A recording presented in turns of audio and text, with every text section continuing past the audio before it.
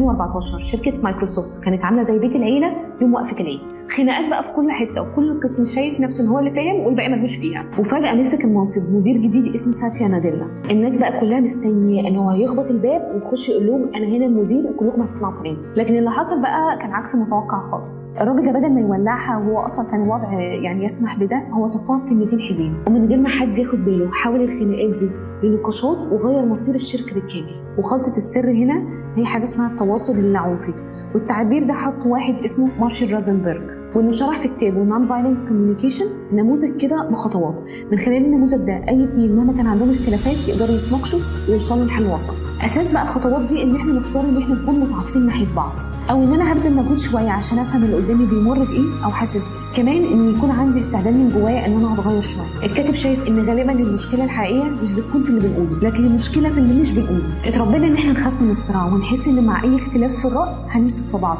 او ممكن اكتر من كده كمان هنخسر بعض خالص، فنكبت جوانا ونقول عديها، فنقعد نتشحن لغايه ما القنبله اللي جوانا تنفجر ويحصل خسائر على كل المستويات. من اننا نلاقي نفسنا بنقول كلام حقيقي ما نقصدوش ونكون جرحنا اللي قدامنا، لاننا بنبدا اصلا من حته مش صح. بدل ما بنشوف ايه اللي ناقصنا بنبتدي ان احنا نلعب لعبه الاحكام، هو مين فينا الغلطان يعني؟ مين فينا اللي هو السبب في المشكله؟ لكن الكاتب بيبدا باول فكره، انك تحول سلاح الحب لسلاح اقوى بكثير، الفضول. خلينا نشوف قصه دكتوره أليتشيا اللي كانت بتعالج مرضى سكر. كان عندها مشكله متكرره قوي ان المرضى مش بيلتزموا بالاكل الصحي اللي هي بتوصفه لهم، واللي هي حاجه مهمه جدا لاي حد مريض سكر.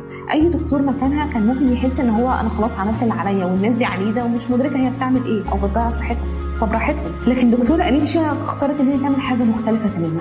بدل ما هي تحكم وتشوف ان هم غلطانين زي ما انا كنت لسه بقول، هي قررت تشوف هم حاسين بايه وليه هم مش عارفين يلتزموا بنظام اكل المفروض ان هو هيفيد صحتهم. ولما قعدت معاهم بجد وسالتهم اكتشفت سر غريب، هم مش بيرفضوا الاكل الصحي عندي خلاص، لا هم هنا كانوا مرغوبين جدا ان هم يفقدوا متعه الاكل اللي هي جزء كبير قوي من الحاجات البسيطه اللي عارفه تساعدهم في الوقت ده. احتياجهم الحقيقي هنا ما كانش الاكل والصحي، لكن كان المتعه اللي ورا الاكل ده، وان هم يحسوا ان هم مش محرومين. ولما فهمت ده بقى الدنيا نورت، بدات تدور لهم على افكار اكل صحي بس طعمه حلو وممتع، لان هم حسوا ان هم فارقين معاها وان هي فعلا بذلت مجهود عشان تفهمهم. طب ازاي بقى نعمل الخلطه اللي عملتها الدكتوره أليتشيا دي في حياتنا؟ الموضوع عامل زي كده وصفه طبخ، لما بتمشي عليها بخطواتها صح الاكل بيطلع مظبوط وحلو قوي حتى لو اول مره تاكله.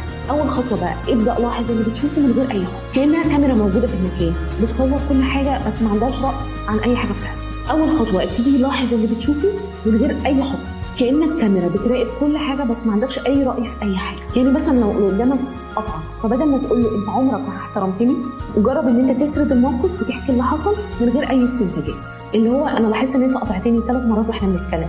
هنا انت بتقول حقيقه بس مش بتقول حكم، ومن هنا بقى الحوار ممكن يبدا بهدوء اكتر. تاني حاجه بقى ابتدي ادي اسم حقيقي للمشاعر اللي انت حاسس بيها. كلمه متضايق دي عامله زي كوكتيل كده انت مش فاهم جواه ايه بالظبط. اسال نفسك هو انا حاسس بايه بالظبط كده؟ غضب، احباط، قلق، فنط المشاعر. وخليك فاكر ان ورا كل غضب بيطلع بيبقى في ورا الستاره كده في احتياج ما تلباش، فانت لو فضلت ماسك في الغضب انت عمرك ما توصل للاحتياج اللي وراه. يعني مثلا لما الشخص ده قطعك، انت اللي عصبك مش الموقف في حد ذاته، لكن انت حسيت هنا ان هو مش بيحترم كلامك فوصل لك مشاعر نقص. فكان ورا الغضب ده انك عندك احتياج انك تحس ان انت اللي قدامك محترم كلامك اكتر. وده يودينا للخطوه الاهم، اعرف انت محتاج ايه. الشعور السلبي اللي انت مريت بيه ده وراه احتياج، يمكن محتاج تقدير او امان او احترام، واللي في الموقف اللي احنا قلناه ده انت محتاج اللي قدامك يسمعك باحترام. لما بتعرف احتياجك انت اللي بتكون ماسك زمام الامور. وفي الاخر اطلب بوضوح اللي انت عايزه. اجمع كل اللي فات ده في نقطه واحده سحريه بلطافه كده، اللي هو استأذنك خليني اكمل كلامي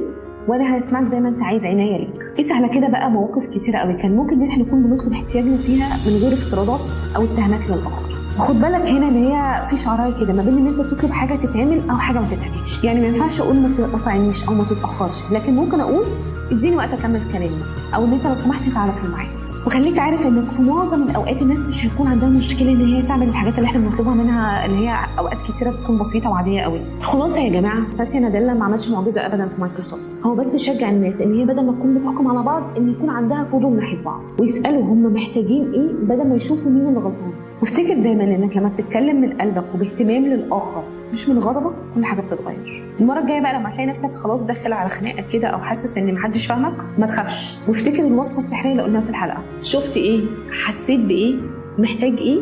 وازاي هعرف اطلبه باحسن شكل؟